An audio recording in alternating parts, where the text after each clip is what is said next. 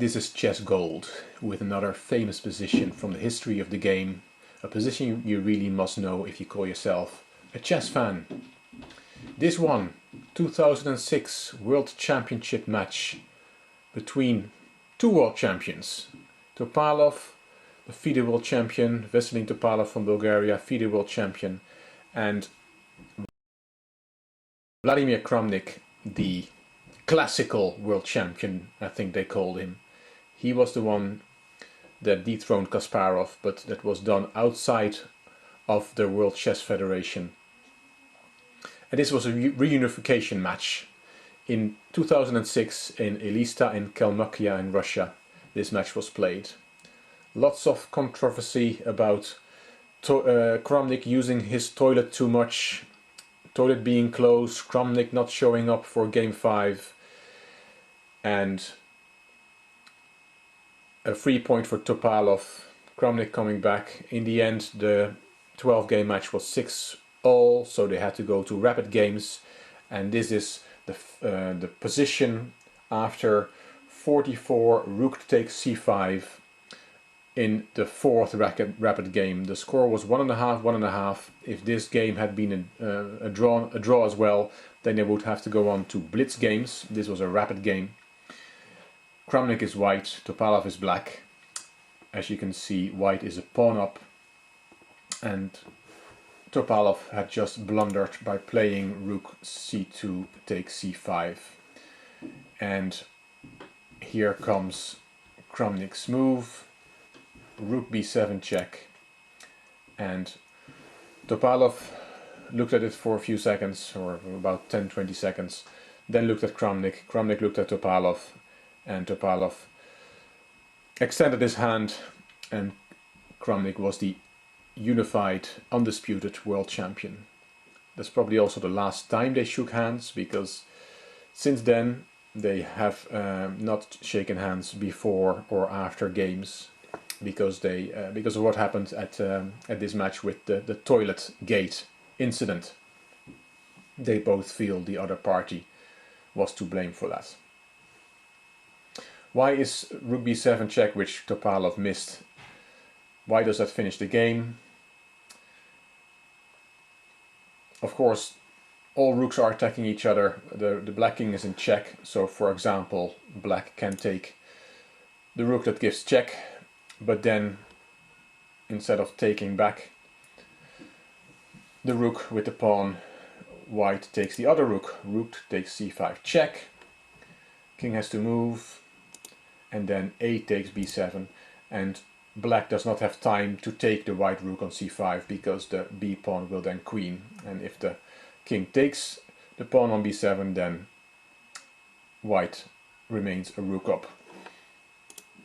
Another variation is to get out of the check, king d6, then also rook takes c5, and of course king takes c5, rook takes a7 wins, and if rook takes b7, then again a takes b7, and black does not have time to collect the rook on c5 because the b pawn will be queening. That was the end of the game. If I look at both books written by both players, Topalov says in his book, after rook takes c5, black is lost anyway, and with little time left, other moves make no difference. Rook c3 check would resist pointlessly for a bit longer. So he felt it was lost anyway, or at least that's what he says afterwards. And Kramnik, in Kramnik's book From London to Elista, doesn't say much about it either. He just points out that rook b7 wins, and then says game, match and title.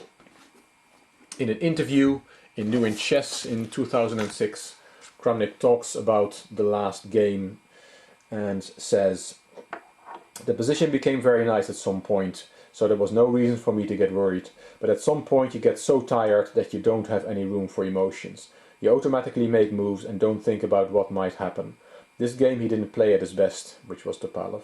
"So much was at stake and he lost control. He's very strong psychologically, but this he could not stand. He lost his way completely. He missed rook b1, then he played this very strange move bishop g6, whereas the bishop clearly belongs on the other diagonal.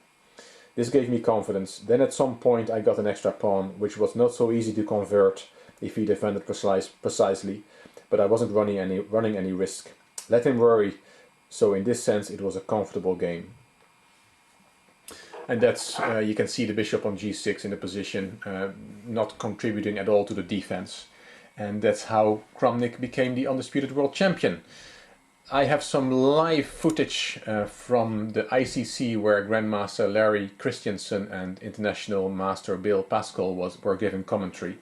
And let me, to finish off this video, play the last minute of their commentary. They also missed, like Topalov bishop, that rook takes c5 was a blunder. And this is what how it went in the live broadcast.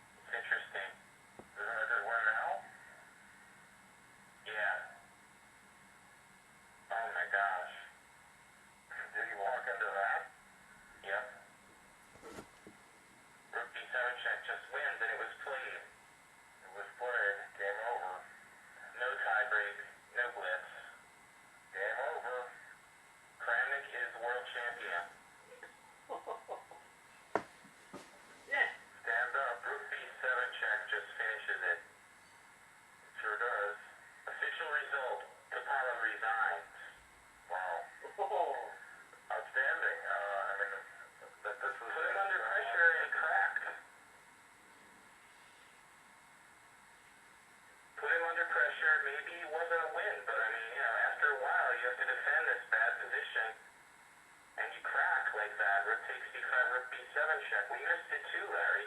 Yeah. For a good